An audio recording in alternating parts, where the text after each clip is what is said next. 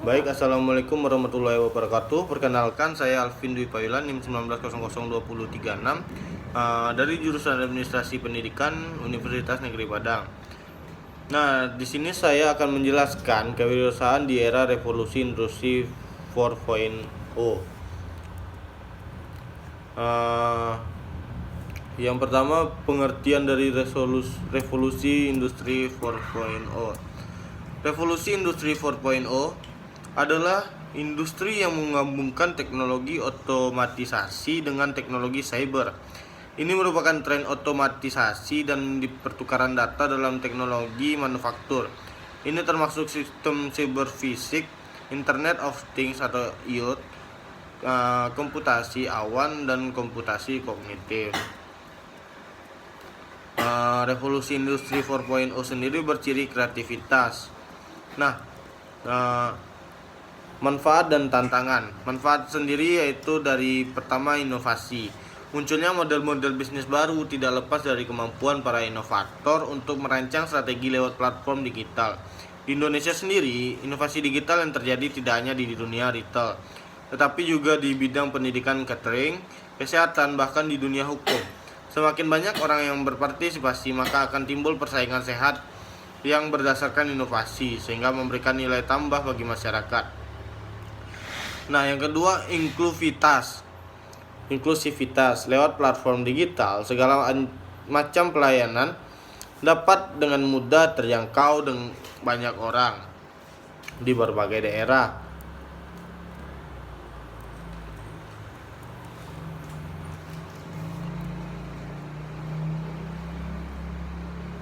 Hasilnya terjadi inklusivitas yang menguntungkan orang yang bertempat tinggal jauh dari daerah metropolitan, sehingga mereka turut menikmati layanan digital. Yang selanjutnya ada efisiensi.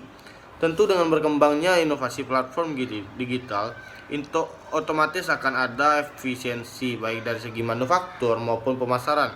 Hal ini tentunya memerlukan kecerdasan dari pebisnis untuk mengoptimalkan strategi mereka di dunia digital. Nah, tantangannya sendiri yaitu masalah kendali. Ekonomi digital yang mengendalikan masyarakat pastinya mempengaruhi perilaku publik. Yang tadinya masyarakat belanja ke toko retail, saat ini mulai belanja ke online. Aspek sosial dan kultural seperti ini juga perlu mendapatkan perhatian dari pihak-pihak pemerintah maupun masyarakat agar toko retail tidak banyak berguguran satu persatu. Yang kedua ada ketidaksetaraan. Nah, di antara semua hal positif, kehilangan pekerjaan karena digantikan robot atau semua pekerjaan saat ini bisa dikerjakan oleh sebuah sistem adalah momok bagi yang paling mengerikan. Otomatisasi yang disebabkan revolusi digital 4.0 sendiri perlu disikapi dengan serius agar masyarakat dapat menyiapkan skill untuk kedepannya, sehingga angka pengangguran di Indonesia bisa ditekan. Kemudian ada kompetisi yang tidak sehat patut diwaspadai. Contoh, bila ada satu platform yang melakukan monopoli, dikhawatirkan akan tidak adanya check and balance. Bila satu platform terlalu mendominasi, maka pengguna tidak dapat melakukan pilihan layanan yang paling cocok untuk mereka.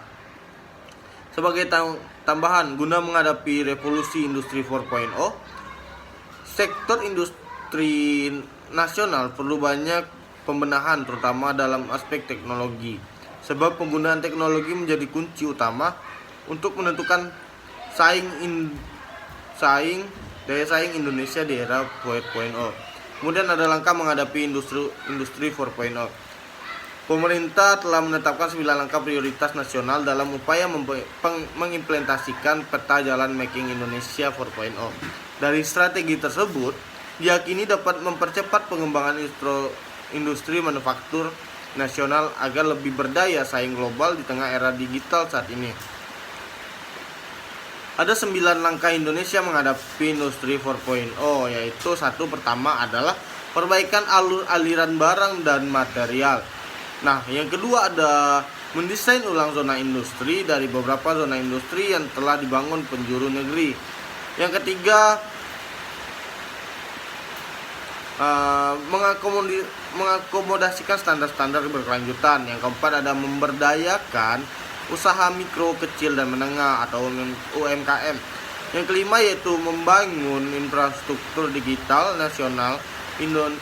Indonesia akan melakukan percepatan pembangunan infrastruktur digital termasuk internet dengan kecepatan tinggi dan meningkatkan kemampuan digital melalui kerjasama antara pemerintah dan publik dan swasta untuk dapat berinvestasi di teknologi digital seperti cloud dan center security management infrastruktur broadband. Yang keenam, menarik minat investasi asing. Yang selanjutnya ada peningkatan kualitas sumber daya manusia atau SDM. Yang kedelapan ada pembangunan ekosistem inovasi. Dan yang kesembilan adalah harmonisasi aturan dan kebijakan. Nah, ada keterampilan untuk hadapi industri 4.0. Nah, ada beberapa keterampilan atau keahlian utama yang dibutuhkan untuk menghadapi industri 4.0. Yang pertama, kita harus memiliki keterampilan informasi, media, dan teknologi.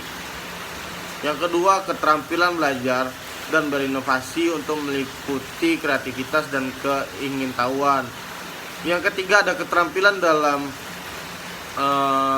hidup ya dan belajar seperti memiliki jiwa kepemimpinan dan bertanggung jawab, memiliki nilai etis dan moral, produktivitas dan akuntabilitas.